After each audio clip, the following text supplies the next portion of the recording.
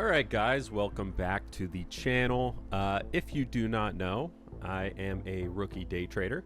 I've been trading about 3 months, and I was able to take a margin account from $2,000 to about $5,000 and pay off my car loan. So that happened in the first, I'll say, month and a half of my trading journey, and I figured, you know what, I think I've proven that I can be at least somewhat successful with this thing. So I decided to start a small account challenge. So what I did after removing the funds to pay off my car loan was start a margin account on Webull and funded that account with around $1,500, a little bit less than that. So this is day 2 of my small account challenge, where I try to take my small margin account from $1,000 all the way up to $1 million. Say hi to Banjo. Okay. All right, buddy.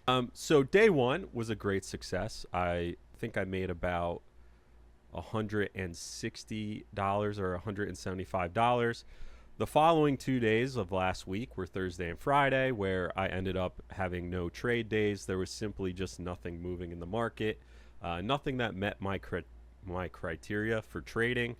So I sat on the sideline. I am happy to report today, though, that we do have news, which is why I'm making this video. I am up, let me share my screen, $101. So my goal when I started this thing was to increase my total account's value. Okay, all right, sit down, Bubba. Every day that I decide to take trades by at least 5%.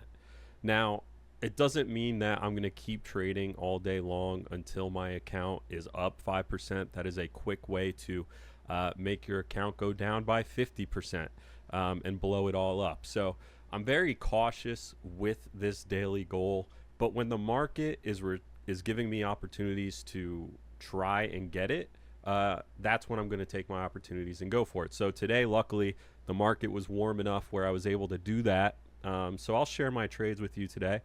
It started out sitting down at 7 a.m. And looking at BIYA, so B-I-Y-A. I noticed when I sat down that BIYA from about, let's see, really 5 a.m. this morning all the way up until 7 a.m. was consolidating and going sideways. So the reason I had interest in it was already up, I think, about 40%. On the day when I sat down at around 6:55 or 6:45, it looks like I took my first trade on it. And the fact that it was already up, it had been consolidating for a long time, and I knew that day traders were probably clocking in around this window like most of us do for the pre-market. My natural instinct was BIYA is going to be a candidate, go up at the open at 7 a.m., the open to the pre-market, which is when a lot of brokers tend to allow trades to go through.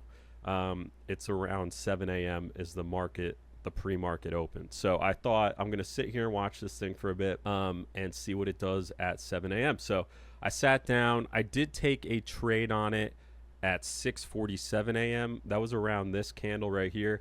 I was honestly just getting in, kind of waiting for the pop at 7, which did end up happening. You can see that huge green candle here. Let me get my pen out so I can mark it up and you guys can see it a little bit better.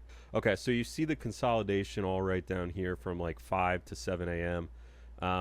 This to me showed strength because it made a move earlier in the day, and it did not sell off immediately. So the natural instinct I had here was just, yeah, when more people log on, more day traders get on to whatever broker they're using, they're going to see that this thing is already up about 50%.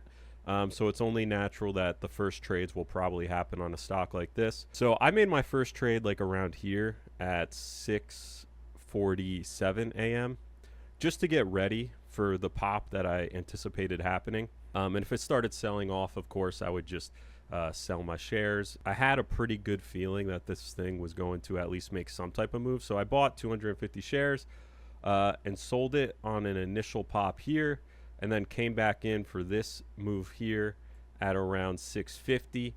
And then, as I expected, at 7 a.m. when more volume came into the market, more day traders were able to actually trade. It made the move that I was anticipating. So there's a huge green candle here, and you can see my buy and sell chart here. I was basically just scalping this thing for 200 to 100 shares at a time, taking advantage of the move that was happening at the open of the pre-market at 7 a.m. I made in total with all these scalps on BIYA about $50. And then you can see it started to level out again. So I kind of moved on from the stock. It did make another pop here, but I wasn't involved in that trade at all because I was watching something else. Yeah, right here, huge pop actually. That would have been nice to be in on, but it is what it is. So once I was done with that, I went in. I did some trades on SkyQ. I hate SkyQ. As a day trader, you start to recognize certain stocks and ticker symbols, and you're like, oh, I know exactly what this ticker is going to do. Yeah, it's going to pop up and then it's going to sell off, or this one is never good for me. I just don't do well with the price action on it.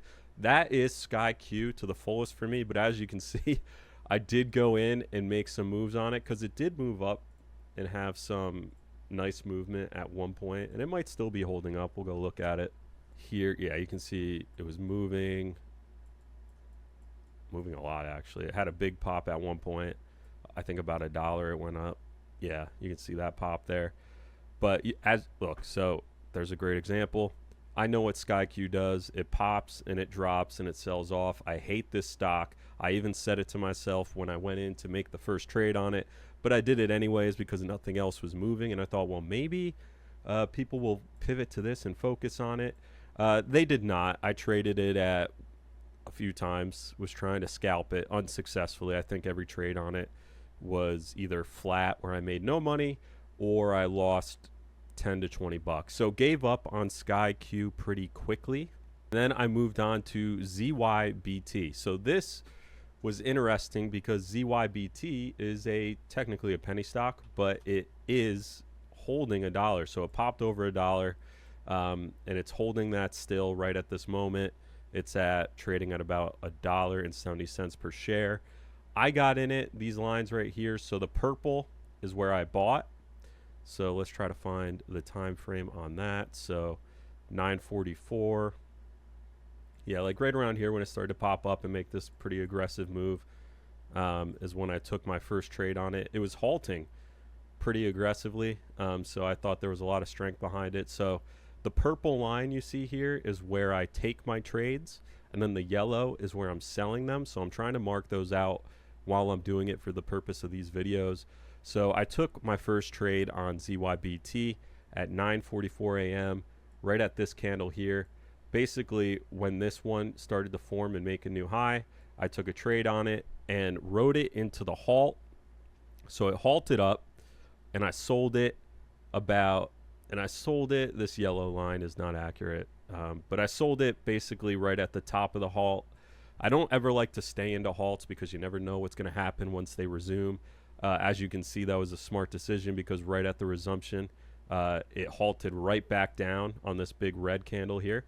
So bought it down here, sold it right up into the halt, waited for it to level out and resume. It halted down, it fought back, came back up, and then I took another trade on it. So at 169, I went back in because it was showing strength and rode it into this, basically tapping the 200 EMA. The 200 EMA is generally a pretty big level for a lot of traders.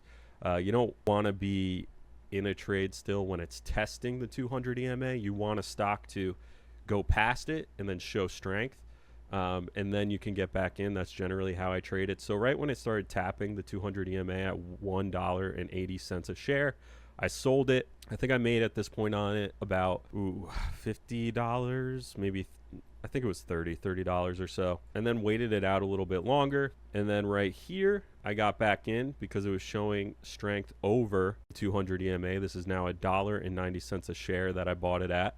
And I was really buying it here because I wanted to see how much it could explode through the $2 mark.